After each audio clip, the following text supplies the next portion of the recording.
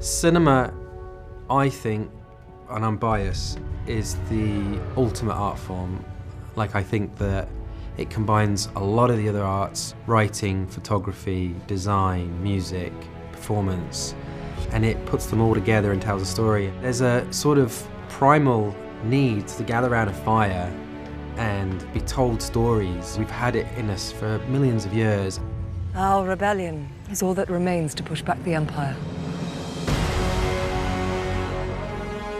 This idea of all coming together and on the massive canvas, like on the biggest canvas you can, sort of projecting this sort of collective dream, it really affects you. And I think IMAX is like the ultimate format in which to do that. You know, it's the world's biggest campfire that we're all gathering around, and you haven't really seen your film until you've sat down in an IMAX screen and watched it. The power that we are dealing with here is immeasurable. Disney and Lucasfilm were like, okay, we have to figure out why this is different, what's unique about it. And initially, you don't make a point of just putting something odd in it just to make it different to the sagas, but we started playing around with ideas, and the thing that just crept to the surface really easily was this idea of like slightly more realistic Star Wars, where one of the little things we did as an experiment is we took war photography from Vietnam and the South Pacific and, you know, the Middle East, and photoshopped rebel helmets on the soldiers and replaced some things with stormtroopers in the background. And instead of Hueys, it was like U-wings or X-wings. And we looked at these images and they were like really engaging. Like, you really thought, this is emotional and it feels real. Some of the battle scenes, I can't wait to see some of that on an IMAX screen. It brings it to life in a different way, and people are making films today with that in mind.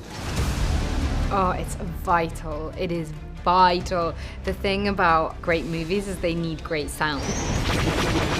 It's one of my passions, is finding the right cinema that has the best sound quality and the best picture quality, but the better the visuals and the sound, then the more you're going to enjoy the film, definitely.